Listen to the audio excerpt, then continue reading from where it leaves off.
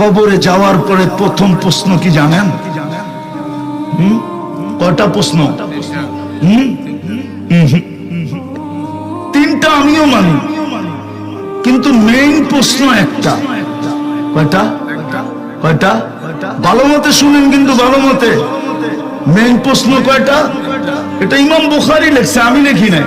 ইমাম মুসলিম লেখছে, আমি লিখি নাই। কিতাবুল জানায়েজে লেখছে। আমি 2 দিন আগেও পড়াইছি, আজকেও জোহরের পরে পড়াইছি ওই হাদিস।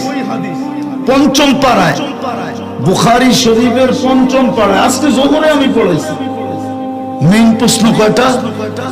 একটা। এটা পারলো তো বাকি দুটা ওকে ওকে হয়ে গেল। এটা পারলো না তো বাকি দুটা ওকে হইল না। তিনটা আমি মানি, আবু দাউদ শরীফে আছে। কিন্তু ইমাম মুসলিম, ইমাম বুখারী রহমতুল্লাহি আলাইহি, উনারা একটা লেখছেন, মেইন প্রশ্ন একটা, মা কুনতা তাকুলু ফি হাযার রাজুলি লিমুহাম্মাদিন। তুমি দুনিয়াতে মুহাম্মদুর রাসূলুল্লাহর আদর্শে কতটুকু আদর্শবান ছিলা বলো? কতটুকু তার রঙে রঙিন ছিলা বলো?